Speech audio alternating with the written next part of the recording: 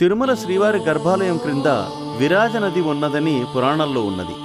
తిరుమలలో వర్షాకాలం వచ్చిందంటే శ్రీవారి గర్భాలయంలో స్వామివారి పాదాల దగ్గర నుండి నీళ్లు పొంగి ప్రవహించేవి. ఆ నీటిని అర్చకులు వెదురు చాటలతో బయటకు తోడిపోసేవాళ్ళు.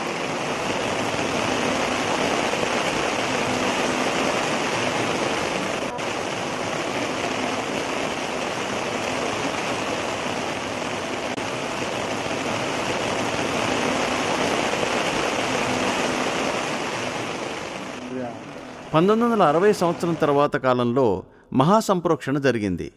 ఆ సమయంలో స్వామి గర్భాలయానికి తూము లేకుండా ఉండేది. స్వామి పద్మపీఠం భూమి లెవెల్ కంటే తక్కువగా ఉన్నది. స్వామివారి అభిషేకం నీళ్లు కూడా బయటికి వచ్చేవి కావు.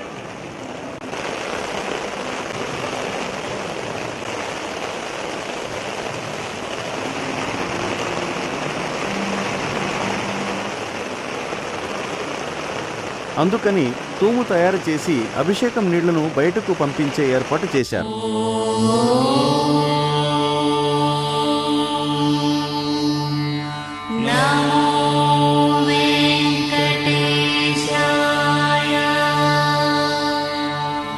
గర్భాలయంలో రాతి పలకలతో నీళ్లు బయటకు రాకుండా తూములోకి వెళ్లేటట్టు నిర్మాణం చేశారు.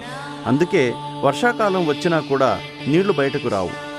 కానీ స్వామివారి పాదాల దగ్గర చెవిపెట్టి వింటే నీళ్లు ప్రవహిస్తున్న శబ్దం వినపడుతుంది.